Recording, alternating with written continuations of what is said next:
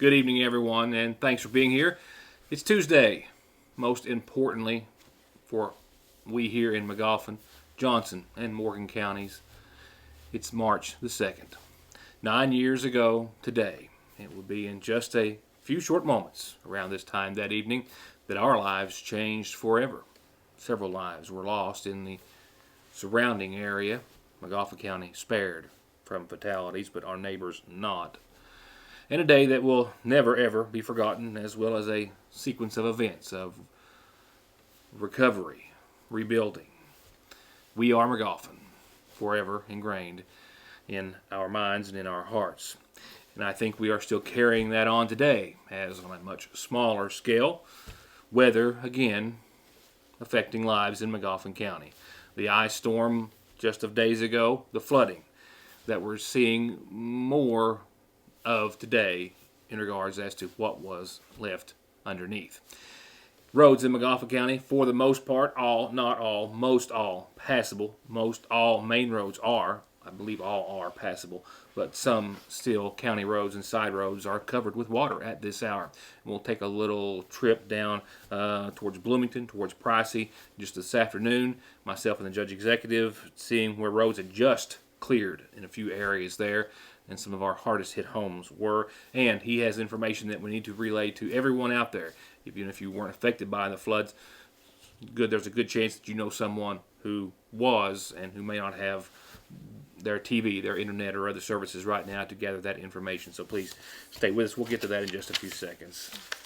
A couple of things before we get to our local headlines. Secretary of State for Kentucky, Michael Adams, has officially come out and condemned House Resolution 1, which is right now under debate in the United States House of Representatives. He calls it a hostile takeover of Kentucky's successful election process. He's also asking Kentucky's congressional leaders and delegation to oppose the measure, saying that Kentucky's elections in 2020 during COVID were a national success story because our voters saw Republicans and Democrats work together across party lines to agree on fair rules. Adams says that H.R. 1 would have only the Democratic Party writing those rules for Kentucky and for the entire country, and the bill would prohibit state officials from deciding how to run state elections. He is encouraging the governor to be in his opposition as he is, saying that he hopes the governor is as well as outraged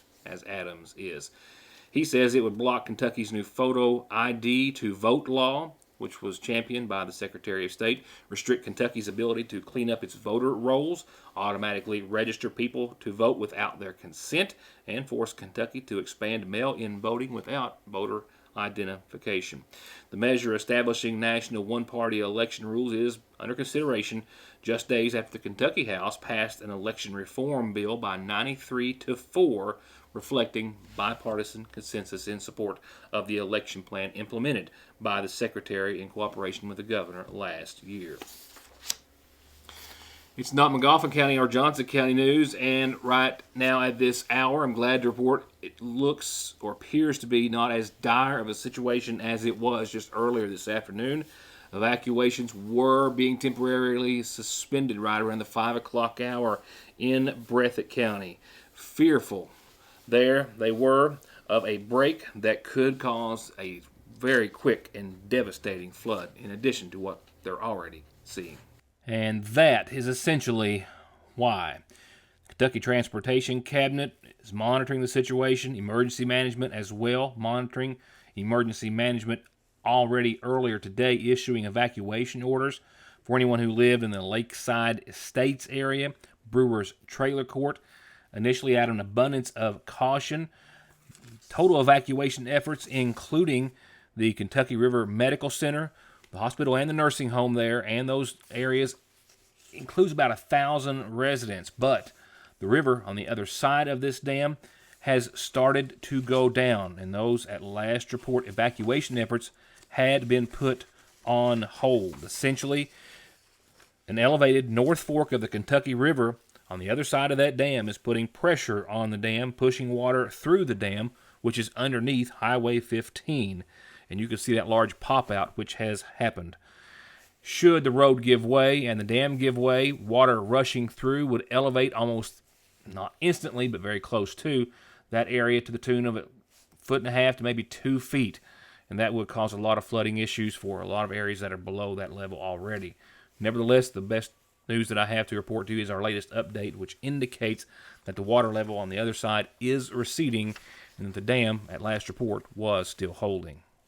Now for some local information. I just have a brief Magoffin County COVID update for you tonight because there's not much to report. And hopefully, sooner than later, there will be anything to report. I spoke with our Public Health Director, Pete Shepard, a few moments ago. There was one confirmed case of COVID-19 in Magoffin County today. I don't have the numbers as of right now for the past 3 days, Saturday, Sunday, and yesterday. We will get caught up on that later, but I can confirm that they are not seriously high numbers as what we have been seeing. Magoffin County's numbers continuing to follow state trends at this time.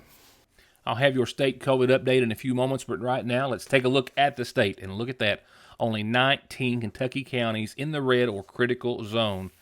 That is astounding from where we were just a few weeks ago. Zooming in closer to the viewing area and to our neighbors, Magoffin County down to a 4.7. Can't tell you how long it's been since we were just at 4.7, just soon after we had our first case.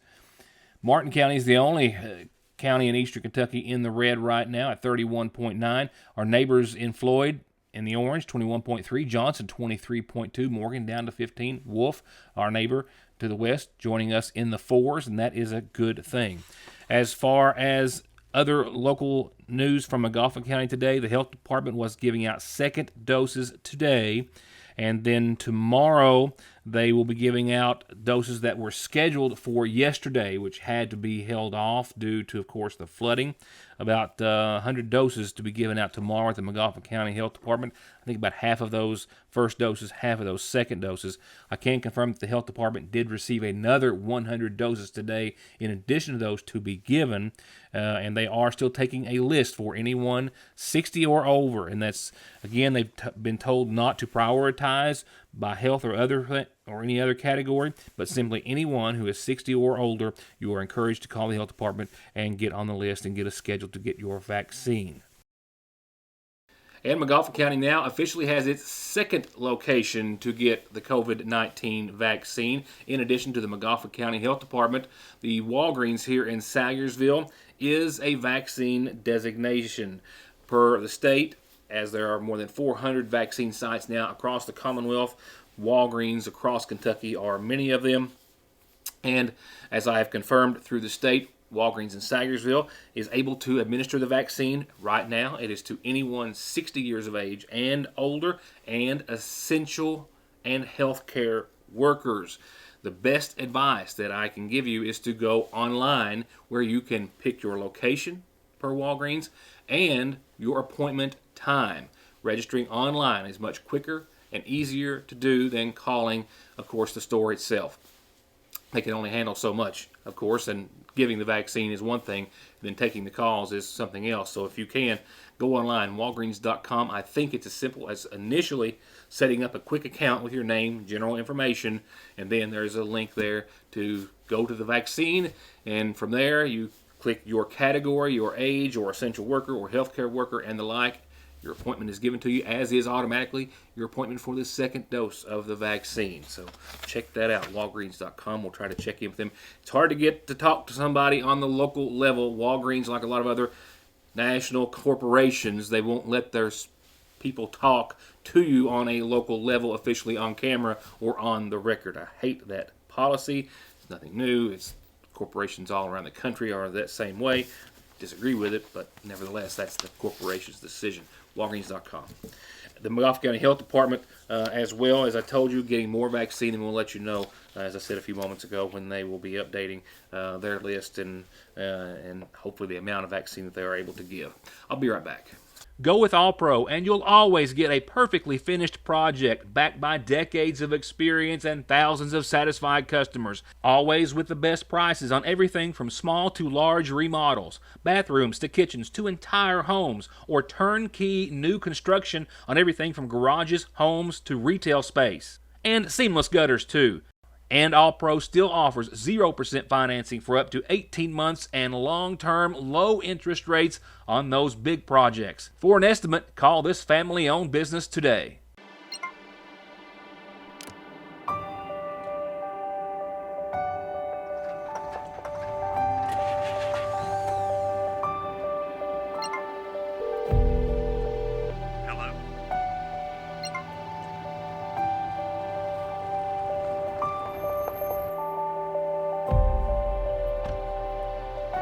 The coverage you need when you need it most.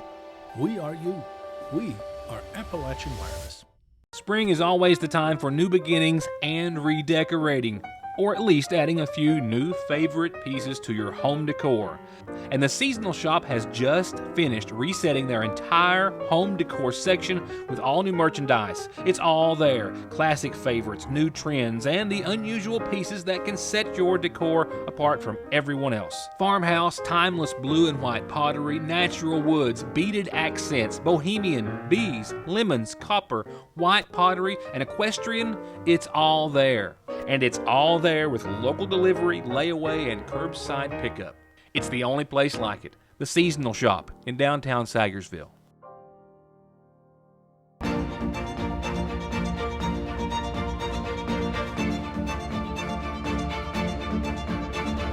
Dr. Jason Zimmerman at Highlands ARH, the healthcare system of Appalachia. At this hour, the waters have just now officially receded as far as the roads are concerned.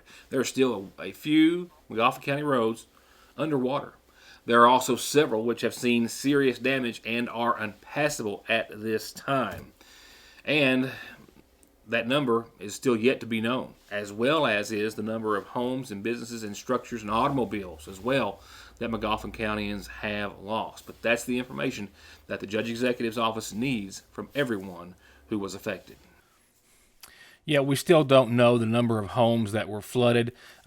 Today was actually the first day that a lot of folks have been able to really get out and travel and see most all of the county.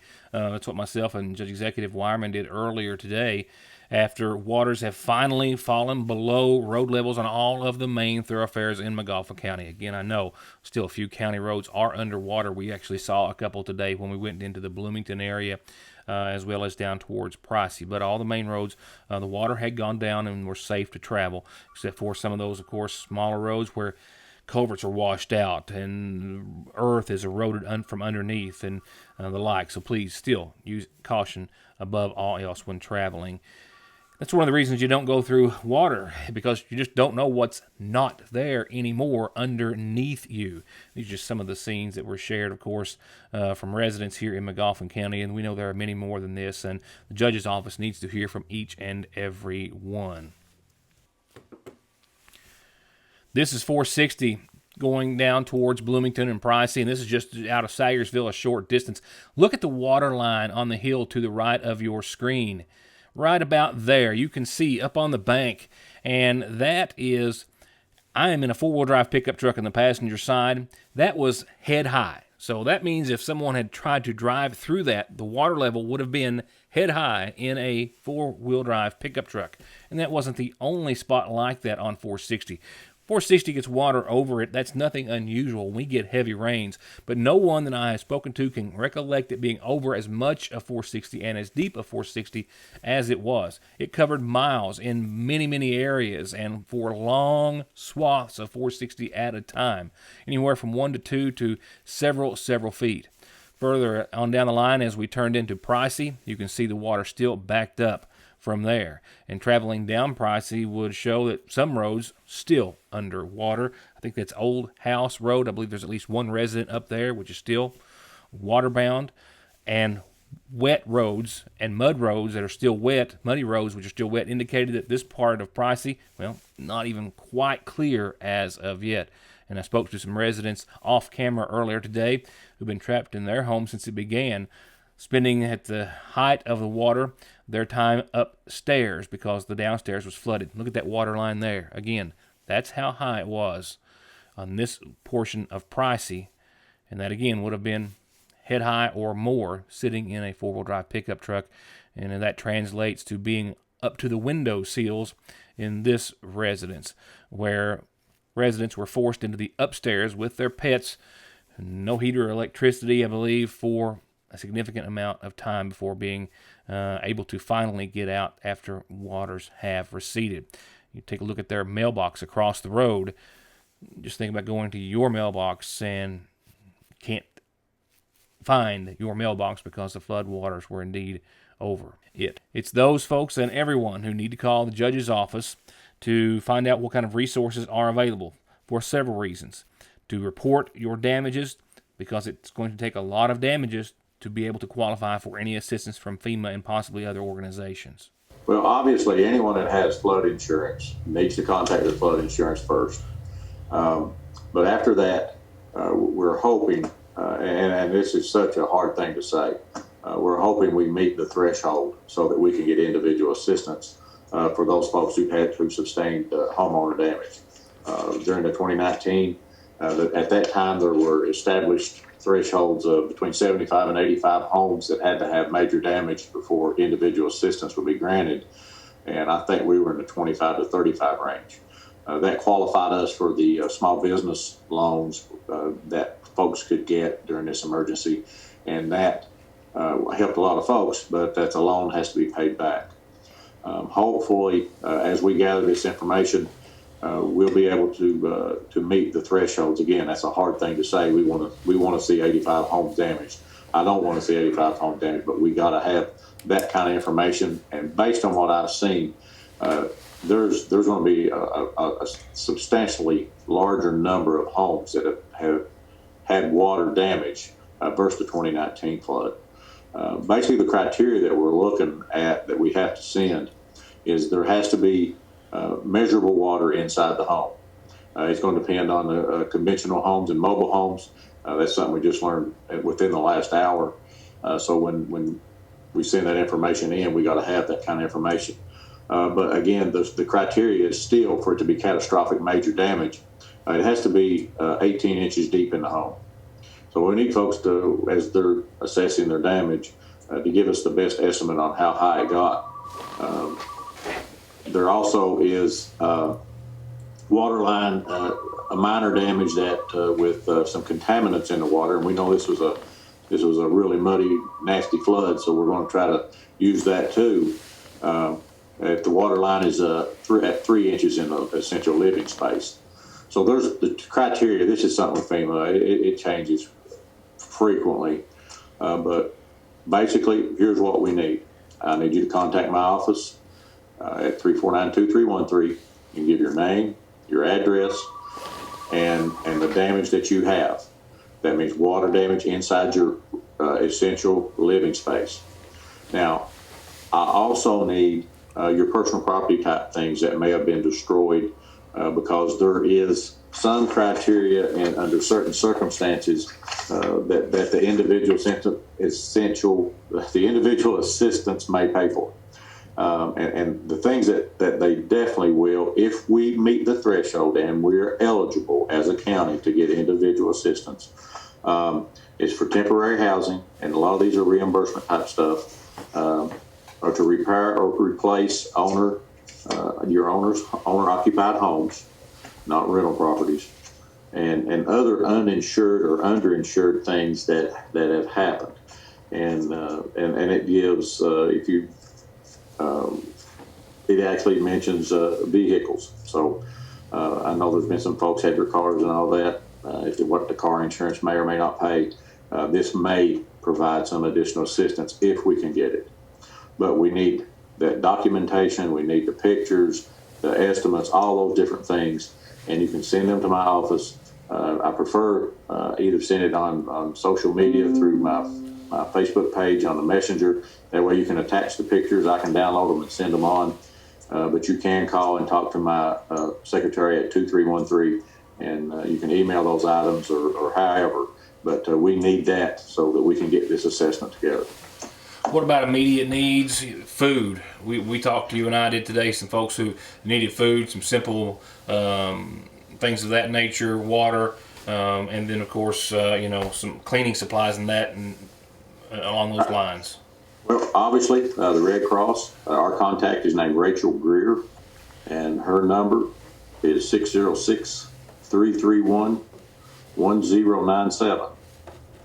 And that's that's a go-to, and everybody needs to that has needs can call there. And we have an excellent resource here in McGoffin County with Water into Wine and their connection to the God's Pantry in Lexington. Lexington has reached out to us too, and that's Jeff Tackett, and his number is 606-496-9462 and 349-6301.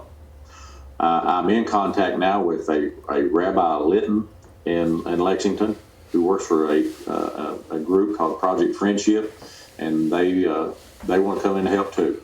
As soon as I have more details on that, I'll let you know here, and I'll put it on my social media page. For now, there is some assistance available. Our representative for the American Red Cross organization for this area is Rachel Greer, and that is her contact number at the top of your screen, 606-331-1097. Again, that's Rachel Greer with the American Red Cross, 331-1097. Judge Wyman also says that the folks at Water into Wine, in addition to their continued support of McGoffin Countyans, are as well ready to assist, and they are as well being assisted by God's Pantry, clothing, housing, food, and the like, and they can be reached at 349-6301 or 496-9462. Again, 349-6301 and 496-9462. The judge is also looking into trying to possibly organize some sort of a cleanup effort for a lot of personal belongings and items that are going to be thrown out of homes that are destroyed, out of garages that have been flooded, and the like. He hopes to update us on that sometime soon as well as with some additional resources and assistance, hopefully as soon as tomorrow and certainly this week. Your state COVID update in just a few moments, and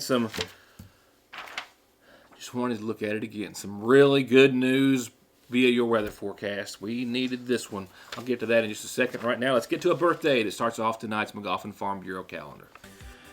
From Bill and from Holly Kate and Will and Sherry and Marvin and Neil and Margie as well, it's birthday wishes tonight going out to Leanne. That's Leanne Mead. Happy, happy, happy birthday to you. Of course, Bill called that in. No surprise there, probably. Well, maybe. I don't know. Birthday wishes.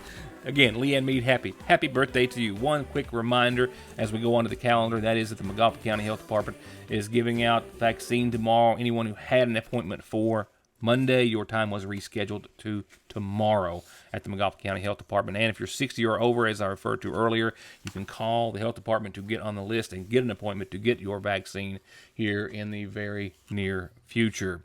If you've got a calendar announcement for your church, group, club, organization, you need it on the show, you need everyone to know, tell me, and I will pass it along. And that's birthdays and anniversaries, too. And birthdays, birth announcements, and anniversaries are printed for free in the Sagersville Independent as well by simply emailing those to Joe, J-O, at SagersvilleIndependent.com. Funeral services brought to you, as they are nightly, by the McGoffin County Funeral Home. This evening includes services to be held via a memorial service celebrating her life at a later date for 61-year-old Rowena Atkins Brown of Jim Arnett Branch, who passed away Sunday, the daughter of the late Norbert Atkins and Jeanette Fanhouse Brown, survived by sons Marshall Dean Atkins and Joseph Brown, and daughter Andrea Williams, and brother Randall Atkins, and 7 grandchildren. 85-year-old James Eugene Adams of Old Lick Creek Road in Sagersville passed away Thursday, survived by his son, Bobby Joe, and daughter Della May, funeral home Wednesday from 6 to 9, as brother Deed Adams of Sagersville, and 2 sisters, Emma Jean Whitt, also 41-year-old Michael Allen grandchildren, 4 great-grandchildren. Services to be held this Thursday at 1 in the McGoffin County, but to be announced soon by the McGoffin County. Arrangements still incomplete at this hour for 41-year-old Michael Allen McCarty of Salyersville.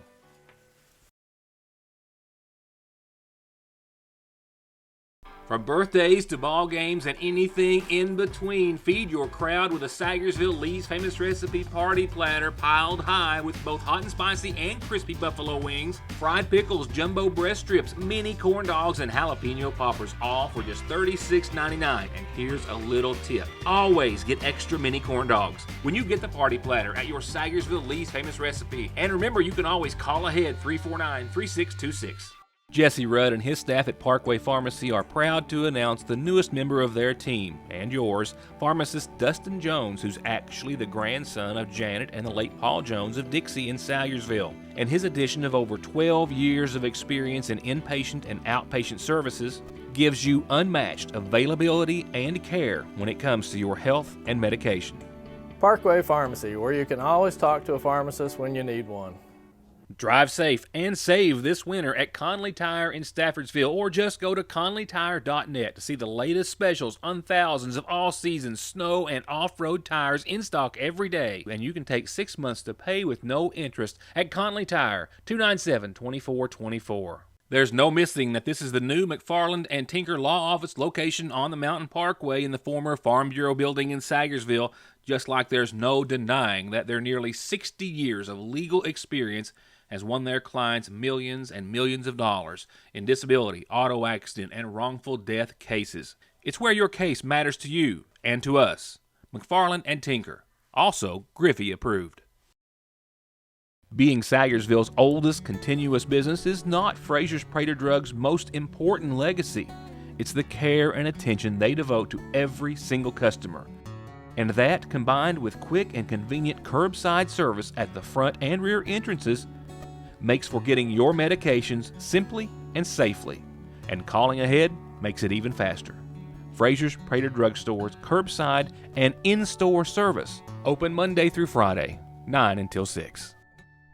A brief update from Governor Beshear indicates that Kentucky is continuing to see a daily decrease of new coronavirus cases. And in fact, today, one of the lowest Tuesdays in at least the last 4, maybe 6 or more.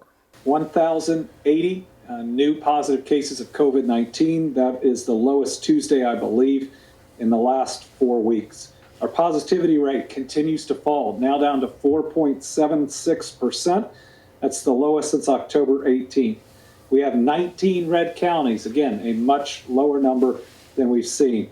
Hospitalizations down, ICU down, ventilator just about even.